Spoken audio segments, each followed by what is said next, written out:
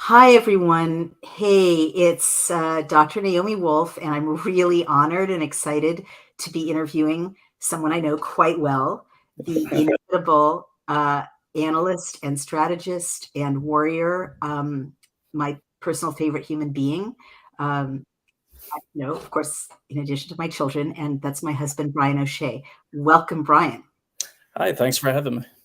My pleasure. And likewise on all of the above. Thank you, darling. So, some of you who know the story of how I met Brian know that I met him when I was unfortunately getting death threats in 2014. And Brian is from the world of intelligence, military intelligence, um, professional intelligence analyst, intelligence community, and also private intelligence subsequently. And he was referred to me when I felt my life was in danger, and he made my stalkers go away. And ever since then, uh, both personally and professionally, every day I learn more and more from Brian. He's one of the great researchers in the world, in my view, and also an extraordinary strategist and someone who understands history and geopolitics in a way that I think is unparalleled. And I really would never have been able to piece together the sense of the world that I brought to readers in the Bodies of Others if Brian hadn't shared his depth of knowledge about geopolitics with me. And on that note, Brian, if you could say a little bit more about your background, and then let's go into the Omnibus Bill. I know you've been looking at it. So is there anything that I've left out that you'd like to say about your background in intelligence and how you came to be such a kind of a deep analyst? Sure. And thanks for having me. Important time, this Omnibus Bill, they're trying to ram through. It could literally, I'll talk about that in a second. About me, I joined the military in 1992. I couldn't wait to get out of my small town because I'd read too many Tom Clancy novels, so wanted to go be a spy. Instead, I ended up going to Defense Language Institute, did an 11-year career in the military intelligence corps, and worked primarily with 5th and 1st Special Forces, which exposed me to MENA, or Middle East, North Africa, as well as Southeast Asia for targets. That was when I was with 1st Group, based out of Washington State. And then after that, it was after being held over for 11 months, like a lot of people were.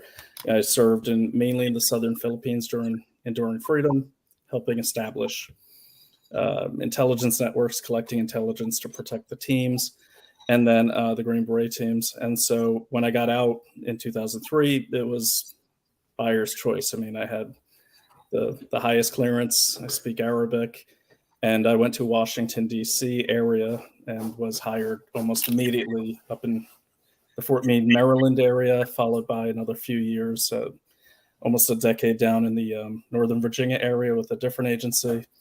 And after that, I moved into private competitive intelligence, where I was working for pharmaceutical firms, you name it, heavy industry, learning what their competitors were doing, which exposed me to a lot of international markets. I actually did more travel with that job than I ever did with the government, all over China, all over India, South America, you name it. And then took everything I'd learned and I put it into my own firm and my own offerings, and that's what I do today. Thank you so much, and thank you for your service. Well, let's get right to it, Brian. You have been looking deeply into the Omnibus Bill, and a lot of people are, including me, are concerned about it, but also intimidated by it because it's 4,000 pages long, and the draft bill was brought to legislators with only a few days to go before a vote. So what have you found in it that's concerning? I know there have been a few tweets from legislators highlighting some of the problematic issues they're finding in the Omnibus Bill. What are you finding? What are your concerns? Sure. And let me just let you know, if you see me typing, it's because I have 2 screens up. So I'll be referring to one and I'll post all these or hand you all these links after we present here. Well, right away, and I would have loved to have looked at this earlier, but it was just released, I believe, yesterday. And they're trying to cram it through by the end of the week before Christmas. Mm-hmm. And just real quick, brief summary with the omnibuses, it it ignores all of those committees and everything, crams everything for 2023 spending into one bill. So why is this important? This will essentially take the gavel away from Congress. We have a newly elected GOP controlled Congress.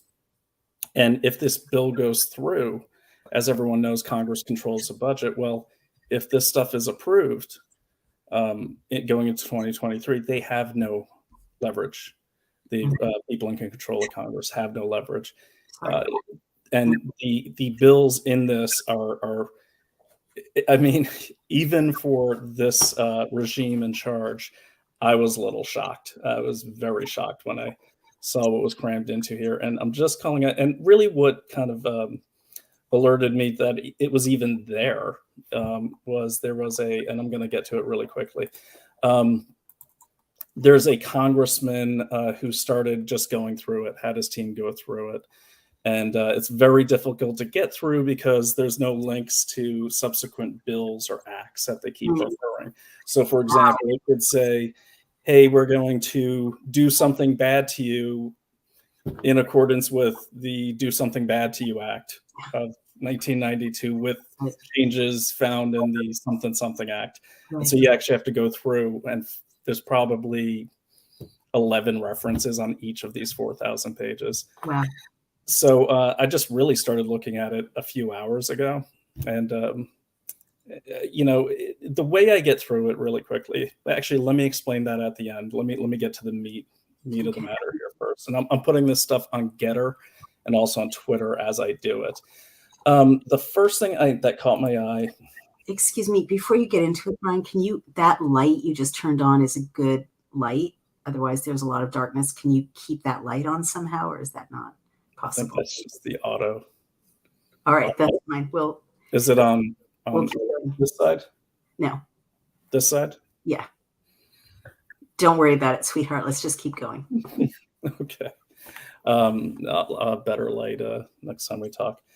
And so, last night, and I'll get you his name by the end of this, but one of the congressmen, to his credit, had his team up all night going through this. And they started pointing out shocking numbers of what was being spent on. Mm-hmm. And this is beyond, I'm sure there's a lot of pork, as they say in there. But for me, this goes beyond that. So let me get right to what I found, and then we can come back to what he found. The first thing I wanted to look at was why Alaska is mentioned 104 times. Wow. 4,000 pages. And there's a lot of stuff that I kind of blew through, but one thing I did catch, and this was in the other CARES Acts, was this correlation between Alaska tribal lands and Hawaiian native lands for agricultural purposes and research. And so when I saw that, I was like, well, that's not good.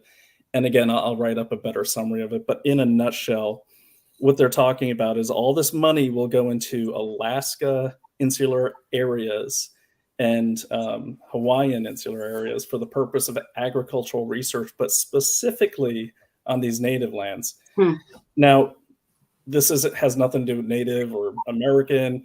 This has to do with what exists on one of the largest Native American lands in Alaska, which seems to drive like the research and everything. And we are talking, I think, over $1 billion going into this, not counting the other money that's already gone there.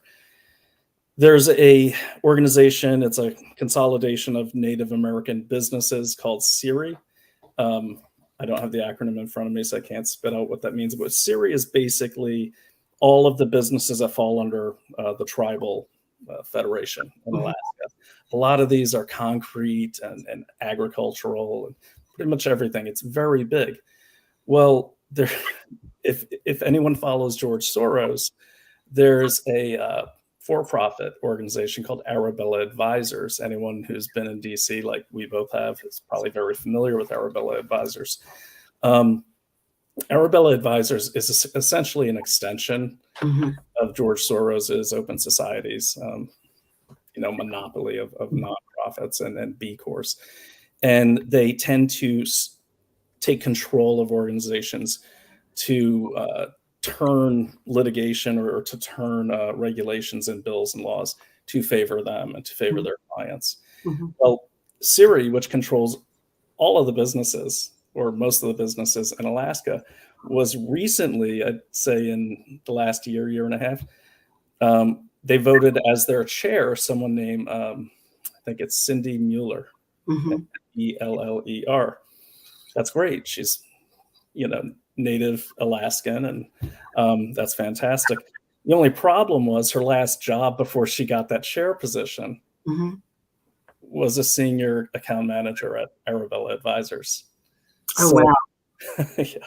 So for like 4 years, 5 years. So the bottom line, just to jump in, honey, sorry, is that basically Soros money is directing the flow of some of this, a substantial amount of this omnibus bill through a colleague or protege of his. Exactly, because who's going to control those programs? It says it in the bill. It doesn't say Siri, but it is the Native Alaskan Wow. organizations. They also use a lot of language, as you know, they always do. That's very ambiguous. Or approved organization, Right. public partner private. Right. Who are those people? Which basically, when I see public private partnership, the first thing that pops into my head is we're going to get screwed. Right. That's always bad. So if All I right. see that, Jump in. So basically, Soros is essentially instrumentalizing Native American lands in order to create a kind of mafia type stranglehold over our tax dollars and outcomes. That's what it feels like. And again, I've only glanced at it. I have gone into Arabella and Siri in the past for a client, and that's where I discovered that information.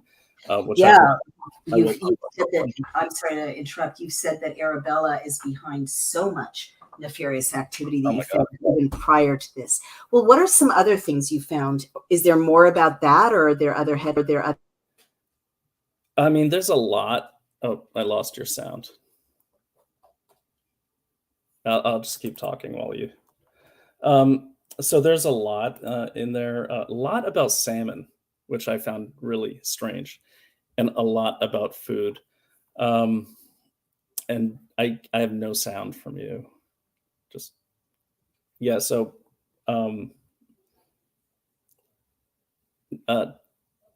sorry. Got it. Okay. So talk about that, because by coincidence, or maybe this is all coming to the fore in different ways. Today I was on a podcast with Pastor Dave, who of His Glory Ministries, and he's got, I guess, millions of viewers. And he said that he had just had 2 farmers on his podcast who both said that veterinarians from the government had come to them, and this had never happened before, and basically said they would take their land or make it impossible for them to farm and grow livestock if they didn't do certain medical interventions to their livestock. And again, that had never ever happened. And you keep finding themes around veterinarians, animals, returning acreage, making it unavailable to owners, kind of reappropriating it in many of the nonprofits and kind of multinational entities that you've looked at that are kind of part of this kind of globalist agenda to dissolve sovereignty. And so are you finding anything specifically that relates to our food supply? Yeah. Farming animals? I'm glad you brought that up. This entire thing is an FDA program. And there is some language. Let me see if I can find it. This entire omnibus bill is an FDA program? No, the Alaska part of it. Oh, I see. There's a lot more FDA stuff in there, but this is here we go. That not more than 2% of the funding provided in section blah blah blah of the Consolidated Farm and Rural Development Act may be used by the state of Alaska for training technical assistant programs, but not more than 2% of the funding provided. Okay, so they're talking about the way the funding goes, but going back to this, it's here we go. So a lot of this that I'm catching is research, They're And funding research. The Omnibus Bill is funding research. funding research, but the research is never just research. It's about training personnel, and it's about training more people. And specifically for food-related items, there is also some language in there, and I wish I had another screen, otherwise this stuff would be up and ready. But there's other language in there about appropriating like 500,000 acres in Alaska as well for Whoa. ecological research preservation. Oh, and that's another thing too, and I have to dive into it. There is a ton of stuff about Alaska and the safer seas or something like that having to do with the environment. Mhm. But what was funny about that is what's also included is Alaska, and then it says, and Oklahoma. Now, I'm no geography major, but I don't know of any oceans that are anywhere near Oklahoma. So big picture, because you're incredibly good at the granular stuff, but we also want to know kind of what it means. Sorry? Sorry, no, you got it. Go ahead. Yeah. So are you basically saying that you're seeing the same themes in the Omnibus Bill that you've seen in many other, bills, agreements, regulations, in which sovereignty basically that would have belonged to the state or would have belonged to individual owners is kind of being handed over to these opaque nonprofits? Or it also sounds like the bill is doing the same thing that we saw with the CARES Act that you pointed out to me, and the Trusted Messenger program of using government money to kind of train and enlist an army of functionaries to do the bidding of the government in new ways. Is that what you're saying? Kind of. So the way it works with these larger, so there's two types of tribes. There's, I forgot the other name, it's like administrative tribes, but then there's treaty tribes. Okay, so a treaty tribe, that means a treaty's been ratified with Congress. Those tend to be the more powerful leading tribes. And I worked for a large tribe, for a large nation, actually, for a couple of years, several years. Wonderful, wonderful experience. But what I did notice working there is, like around election time, when you see the mailers go out for how to vote, there's only Democratic candidates. Interesting. Pushed out. Yeah. Now, traditionally, Native American tribes tend to lean more to the left. It's fine. That's their choice. But what I'm noticing is that there's very, very constricted streams of information. There's also a really, really robust and strong societal type of pressure in a lot of these communities, even on the large tribes. So I don't know, but I do know if you vote the wrong way in a lot of things and you're an enrolled member of a tribe, if you go against the grain, so to speak, it does make life very, very difficult for you. So going back to the Omnibus Bill, can you help me understand? I'm a little confused about what you're saying in identifying all of this research money and also identifying that so much of it is training and agriculture related. What's the bottom line? What's wrong with that? So the bottom line is who's controlling it. So from the way I read and the way I read in the others CARES Acts is, it's kind of like Arabella's controlling it. Oh. You see what I mean? Oh, so basically this gigantic bill, which is all of the money for next year for this giant country of ours, has kind of been handed over to the deployment and also to pay off to the deployment of Arabella, which is in the hands of basically Soros, which you've said earlier, and other kind of liberal globalists, right? And that will not be transparent to people. And then it also involves training people all the way down the line. Right. And with a focus on agriculture, the way in the pandemic, the focus of all these bought-off functionaries via the Bill and Melinda Gates Foundation was on medicine and medical interventions and medical mandates. Is that what you're saying?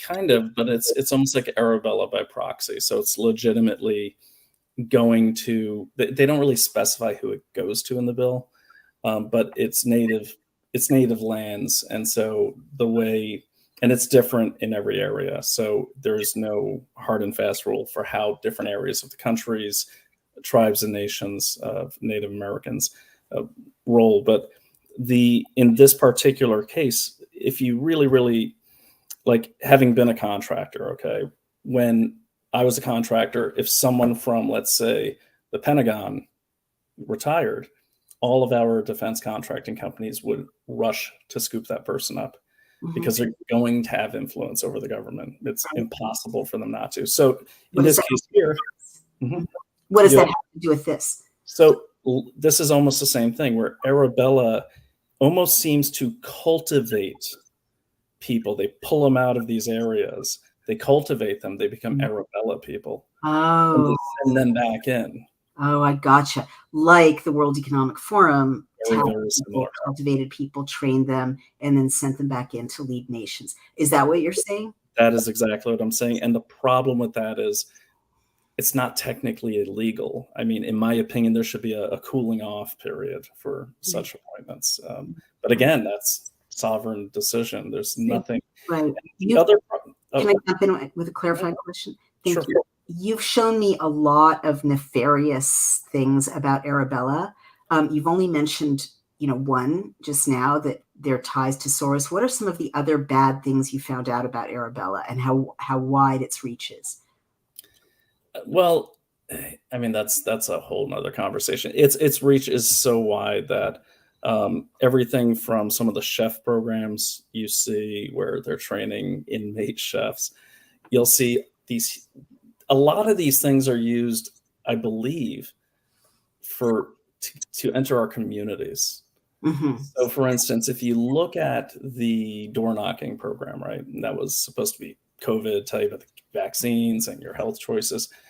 Well, jumping in under the Biden administration, just to clarify. Under the Biden administration, yeah. And so almost all the companies that got those, or the not, are polling companies for the Democratic Party. Wow. The nonprofits that got those, they all seem to fall into that Arabella, ultimately the Open Societies or Society, which is Soros's organization, Soros's umbrella. And so here their job is to knock on the door and tell grandma that, hey, the vaccine's safe, or take the vaccine. And, oh, by the way, let me help you if you need any voting help, or we can pick up your ballot too. Right. Oh my God. Are they empowered to pick up ballots, Brian? Well, I can't prove that right now. I'm working on it. But the point is, all of the companies are data collection companies. Wow. Even though Psaki said, oh, we're not going to collect data, they are data collection companies. Right. A lot of them say it. One company, and I'll mention it, I won't mention the name right now, but I'm working on a report. One company's led by a former counter-terrorist guy from the CIA. It says it on his profile. And another regiment guy from the UK working in our country. And wait, this is getting a little tangled up. Working with what? In what way? There's actual contracts to go do the door knocking or the vaccine community outreach program. Oh my gosh. Yeah. Okay. So going back to the Omnibus Bill, so your point is Arabella is mixed up, definitely under the oversight of George Soros and his umbrella organization, OSI, which I used to think was the best thing in the world, the Open Society Institute. And so the bill allows funds for them to train functionaries up and down our system to do the bidding of Arabella, and a lot of the focus is on native lands and on the agriculture, the acreage in native lands. Is that the bottom line? For that part of the bill. I mean, that's a very small part of the bill because it's a $1.7 trillion bill. But yes, in that case, Aaron, it's not Arabella getting the money, just so we're clear. But if all of the leadership or the key leadership of the tribal confederation who manages that money just came from Arabella, we're talking like within a year. Wow. I mean, that's those are close ties, and we've seen that. God, this is all fitting together, Brian. I mean, you've talked before about how Ukraine is just a giant money laundering operation, and that's why there's so much bipartisan support to transfer so much American wealth to Ukraine, where it's completely untraceable and people can get paid giant suitcases full of money, and also can come back and bribe or people or fund, partisan politics in the United States. That's pretty much what you sketched out to me. Mm-hmm. So now it seems like this is a similar kind of methodology that the U.S. Congress is basically handing the power of the purse to a third party, in this case, not Ukraine, but Soros, Arabella, and funneling all of our money through this third party, and basically leaving the people's representatives and the government itself, really, right? Because these are nonprofits, these are third parties, these are Native American tribes, which are not nation, they're not part of the United States, right? They're literally separate nations by law. For the most part, but I think the key thing to remember there is, like, they do pay, contrary to a lot of, contrary to popular belief, Native Americans do pay federal taxes. Right. They just don't pay state taxes. What I meant is just like when we were looking at, the women going missing on Native American land, and how the FBI couldn't really or didn't really pay attention because it was it's a nation, right? If I may, that issue there, that, I'm not really sure what was going on there. I don't know if the tribes weren't letting the FBI on. I'm not sure if the FBI was just not paying attention to it, but it brings up a really important point. In most large tribes like that, I don't know about the Alaskan tribes. I imagine it's the same thing. Mm-hmm. You cannot do a raid, for instance. So Right. Well, let me use another example. When I was looking into geoengineering in 2017, Bill Gates, always behind all of these awful things, and these horrible people at Harvard were going to launch a geoengineering kind of experiment to dim the sun, and they were going to do it from Native American lands because it was illegal to do it, off of Native American land. So really all I'm trying to say is, like Ukraine, there's some barriers around oversight, when money is flowing into tribal areas, right? It can't be tracked in the same way, right? Exactly. Okay. And let me just make clear that I'm not saying in any way that these tribes are, complicit. Right. They, historically, most tribes don't trust the government at all, and I don't blame them. Right. But when people do reach out to them, and they're really good salespeople, it's not that they're naive. It's just that once they trust you, as they trust me on a pretty large nation, they're not going to check in on you, and you have to have a good moral compass, to not be tempted. And, a lot of them, look at Casino Jack there, a lot of them will trust once you've earned that trust. And they're not, you don't want to cross them at all. But what happens is they do trust. And once you've earned that trust, they do trust you, and they trust you to do the right thing by their people. And it just seems to me that they're being manipulated into this, because at the end of the day, they're going to be left holding the bag.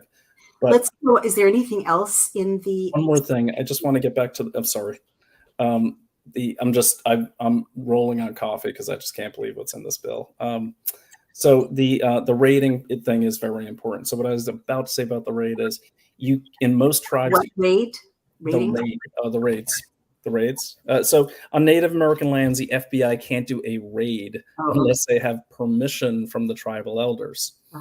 So you can see why a lot of businesses that may be up to no good would want to set up on tribal lands. Of course, they have to have approval, but that's a big thing. So they can't do a raid. The FBI can't do a raid. The FBI cannot. Anyway, so that's why that's something to be kept an eye on. So that's the land part. That one caught my eye first because of Arabella. Right. Moving along. And by the way I did that, I just opened up the 4,000-page document.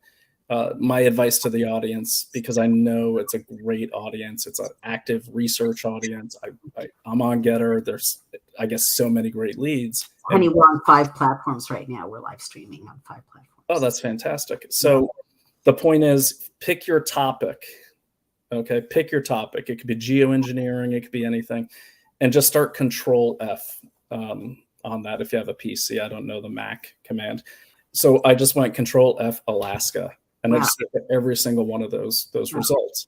Wow. And then just kind of screenshot them, the whole thing, so you remember where you were, because it can get away on you. So my next Control F to find on the document was bio. So with bio, I figured I'd get a lot. Not as much as I thought. Just one there that caught my attention. I've already bounced this over to someone in the industry.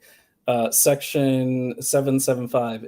In this or any subsequent fiscal year, Secretary of Homeland Security shall transfer to the Secretary of Agriculture the operation of and all property required to operate the National Bio and Agro Defense Facility in Manhattan. Oh, in Manhattan? Kansas. In Manhattan, Kansas. Uh-huh. That really caught my eye, because when I was doing a lot of DAJIC research, Manhattan, Kansas came up all the time. Just a major research there. Sorry, honey, you are definitely on a roll with the coffee. I just have to jump in and ask questions a couple of times. When you say you shared it with someone in the industry, what industry? The intelligence industry?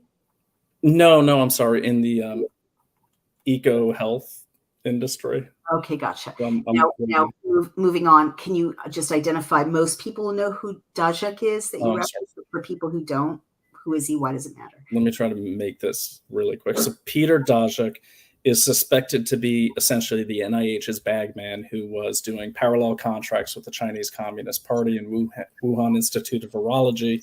So basically, NIH would fund Eco Health Alliance. Eco Health Alliance is working side by side with Wuhan Institute of Virology, which is part of the Chinese Academy of Sciences. That's like their NIH and infectious disease thing. Mm-hmm. And as a result, there was technology and research transfer, which may have led to the release of what I believe is a man-made virus. Gotcha. Now, going back to the Omnibus, thank you, sweetheart. Now, going back to the Omnibus Bill, what's the relationship to DAJIC that you were? Well, I just did a search on bio, because there's so much to go through. I just want to try to catch it all. So what came up first was this section 775, where it's something about transferring all property required to operate the National Bio and Agro Defense Facility in Manhattan, Kansas, provided such transfer shall include the transfer of up to 40 full-time equivalent positions to be completed within 120 days, as jointly determined by the secretaries. So why is that important? Well, they're talking about transferring a Homeland Security function to the Secretary of Agriculture. This is more power going to HHS, where Ag falls underneath. Okay, so Ag falls under HHS. HHS is also the umbrella for the NIH, NIAID. So really what it sounds like, maybe I'm being premature, is that we've cracked the code and people are waking up to the fact that all these powers that had belonged to the government were transferred in the last 2 years to kind of medical functionaries and CDC and FDA. And so now they're moving on to plan B, or maybe it was always plan B, of transferring government functions, DHS functions, congressional functions to third parties under the cover of agriculture and environmental protection. Is that the bottom line? Yeah, it's almost like I would even call it a public health coup. If you've ever seen Demolition Man, that kind of dystopian 1994 Sylvester Stallone movie, public health, like the HHS, was running the world. Right. But this sounds like they're moving on to agriculture and kind of green policies being a pretext for running the world. Well, I don't even know if it's a pretext. I mean, all of your vaccines are tested in animals. Food supply is animals. They've been going after that. You mentioned earlier that they want to put, things in our food supply. So jumping in, sweetheart, if you don't mind, Pastor Dave said that they've already started mRNA injecting livestock in New Zealand. And that is clearly the next step for livestock in America. And I've been very worried what this is going to do to our food supply because, as I've been reporting, these mRNA injections are damaging the fertility of babies in utero. So we don't even know if the next generation, even if they're not vaccinated, are going to be fertile. So, most of the animals we eat are mammals. If they're doing the same thing to cows and sheep and goats, we don't know if there's going to be a second or third generation of cows or sheep or goats who can reproduce themselves. So it almost sounds like we're engineering shortages and bottlenecks in our food supply. Or they can reproduce loaded up with whatever vaccine they want to get in our systems. Right. And just so you know, in Manhattan, Kansas, I did find a document that I'll post called the Action Plan National Program 103 Animal Health 2022 to 2027 Agricultural Research Services. I'll just quickly go through the lead titles in I haven't even read through this. It's 50 pages. Component 1, biodefense. Component 2, antimicrobial resistance, endemic bacterial diseases, endemic viral diseases, parasitic diseases. These are all the tests and experiments they're doing at this place. I also put out a tweet about a year ago that it looked like they were doing gain of function at this place as well. Endemic viral diseases. I said that one. Transmissible. Sorry to jump in, but rather than going through all the headlines, if you don't mind, what's the point you're taking away from this document? Well, the point I'm taking away from this document, it looks like they're consolidating.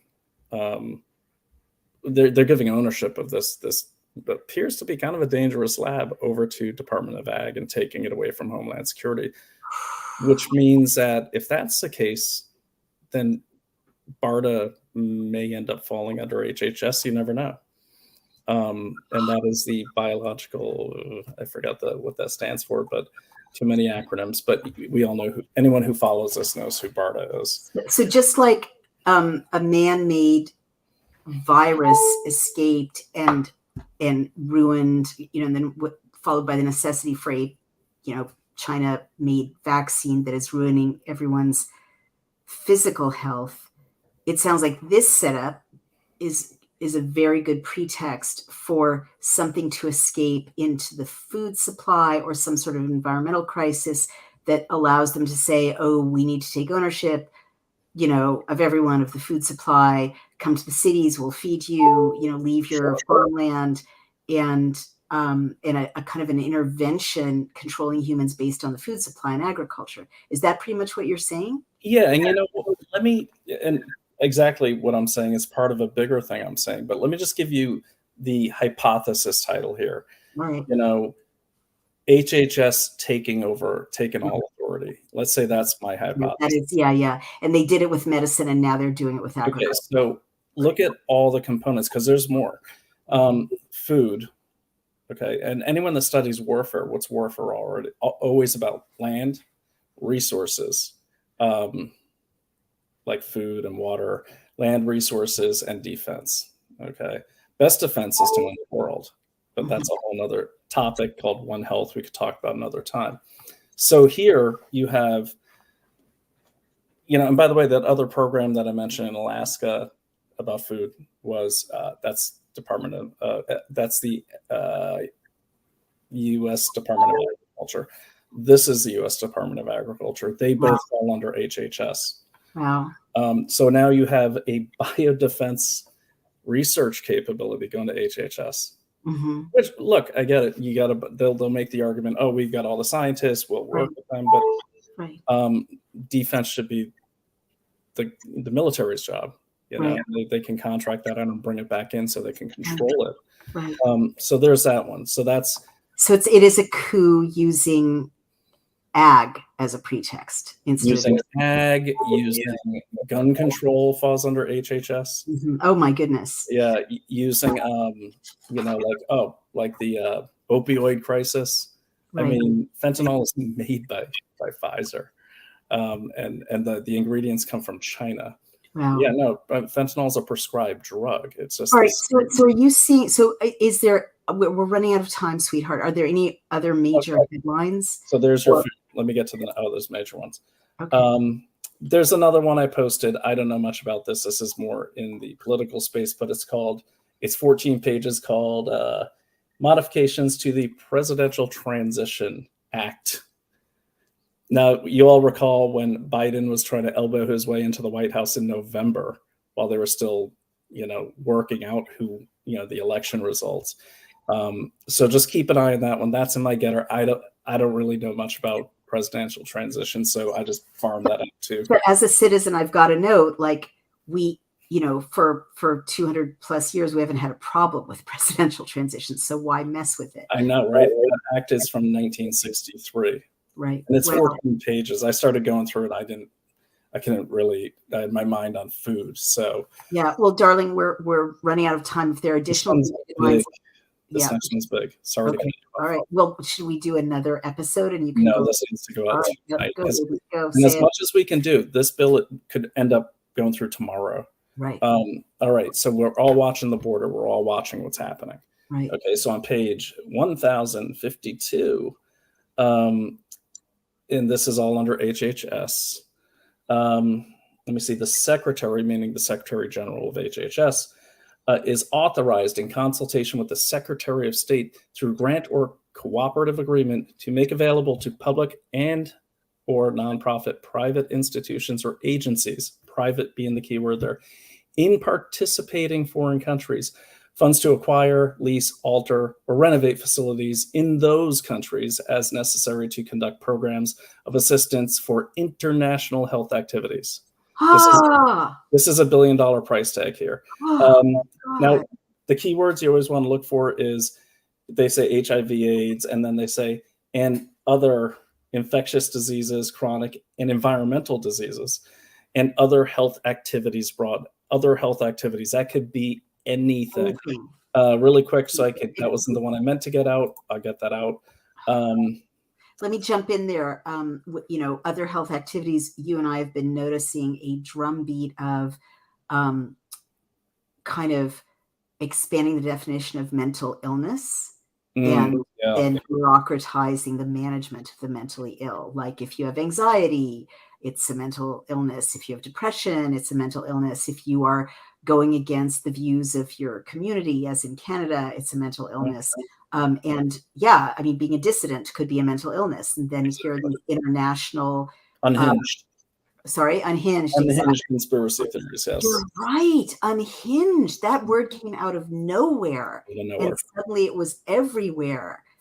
Mm-hmm. Oh my gosh. Or all those bots saying, is Naomi okay?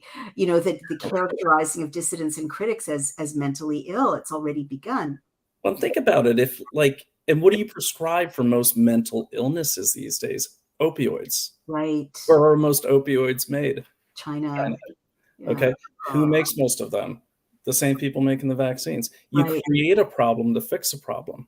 Oh my goodness. And that's in my opinion, that's why the borders are wide open. Yeah, it's going to try to turn some states purple, but there's no control over that. That to me is more about flooding this country with new diseases, flooding this country with opioids for sure. We've seen that spike since the borders were open. We saw it up to nothing when the border was closed, and Wuhan was closed, by the way. But this is the most haunting one, and I'll stop at this one. I really want to get this out because we're all parents. A lot of us are. We've all been watching the border. This is what I was. We've got about 5 minutes left. Got it. But let me just pull it up. Yeah, this is going to haunt me tonight. So, Section 230 on page 10, 1063. This is with regard to unaccompanied children coming through the border. Mm-hmm. The Department of Health and Human Services may accept donations from the private sector.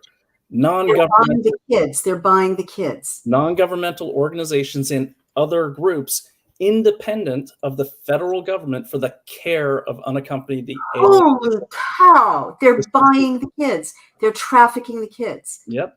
In the care of the Office of Refugee Resettlement and Administration for Children and Families, that's including medical goods and services, which may include early childhood development. When they say which may include, that means it's not going to include, but they're opening up a broad umbrella of, and any other items, keyword other items, and just Control F, other. You'll get a lot of them, but items intended to promote the well-being of such children. And there is no definition for the definition. So what does this mean practically? How does it translate? That I I could go to the border and say, I've got $500 in donations, and I will take this child and look after him or her. Is that the bottom line, without government oversight? And this one I caught right before the broadcast. Is that correct, Brian? Is that what you're saying? It looks to me like anyone can basically buy their way onto the roster of NGOs that get to scoop up these children. Oh my God. And it doesn't specify that they have to be national. They could be international. So they can get these kids out of the country and just turn them into donations from the private sector, non-government organizations, which are NGOs or nonprofits, and other groups independent of the federal government. With pimps and traffickers. That's what it looks like to me. And or even, experimenting on children, pimps, traffickers. And I said that when I put that out on Getter tonight and on Twitter. I said, this is dangerous. I mean, oh my God. The fact that it's dangerous is it's dangerous enough to have NGOs and private sector.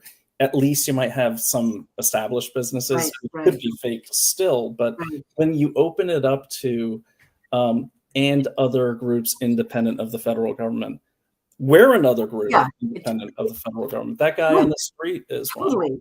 The Ku Klux Klan, the man boy love group, anyone is a group independent of the federal government. And keeping, for all the investigators out there, keep an eye on Catholic Charities, because they are right at the forefront of this. They are buying up warehouses and stuff down there. Catholic Charities is not good. Okay. And I'm Catholic, so I can say that. Okay. But they're not. Right. Well, that is huge. Okay, go ahead. I'm sorry. No, it just pisses me off. As it should. That is horrific. So basically, thank you so much, Brian O'Shea. Just to sum up, you found a gigantic transfer of our tax dollar wealth to a Soros-aligned nonprofit named Arabella. It's flowing through Native American lands. Just to be clear, to find that it's going to a tribal entity that is most likely heavily influenced by Arabella. There we go. We have seen basically a massive transfer of authority from DHS to HHS, and money going to facilities in this country and around the world. Did you read my Getter tweet? Because I said Brian O'Shea will be analyzing the Omnibus Bill, and if you're lucky, he will show you Loki. Oh, I'm sorry. I didn't mean to. It's a serious topic. He just keeps pawing at me. So no, you have to hold Loki. You have to show. You might as well show people. I mean, what you said is so depressing. You might as well show people our adorable puppy. This is Loki. Oh my gosh. Yeah, we've got to have some hope and joy in this world, because what you've shared with us is very, very dark indeed. We need the puppies, and we need the good things we can find along the way. And you've also said they're setting up basically healthcare facilities internationally to define healthcare any way they want. And massive amounts of money are going toward them, which is as scary to me as the Chinese-run police stations that are being set up around the world, right? This internationalizing of facilities. I want to point out something really important. Developing countries includes China. They're defined as a developing country at the UN, at the WHO, at the WTO.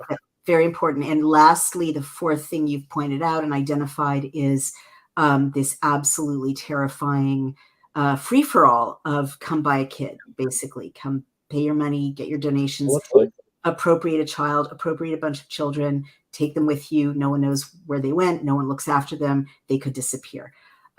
This is huge public service, Brian. Thank you so much for your hard work. I know there will be more. If people have comments and questions, put them on the Getter, put them on the Twitter, put them on the all the platforms where we're posting and streaming this live stream. And thank you so much, Brian O'Shea. Where can people find you? Oh, thank you. You can find me on Twitter at Brian, BRIAN O'Shea, OSHEASPI, which is Stryker Pierce Investigation. So at Brian O'Shea, SPI. And on Getter, I am at Brian O'Shea, BRIANOSHEA. And I'll be posting this stuff throughout the night and into tomorrow. So if you have any questions, DM me or publicly post. I'll get back to you. Okay. Thank you so much for your service. And as you always say, and your service now to everyone. And as you always say, investigate everything, right? That's your motto. Investigate everything. Don't stop ever. Fantastic. I mean, heavy stuff, but we can handle it as a nation somehow. I guess next steps is what do we do? But we'll address that in our next live stream. Thank you so much, Brian, for joining us. Thanks for having me. All right. Bye. See you in the living room. I don't even know how to turn this off now. Okay, I'm just going to close my computer. All right.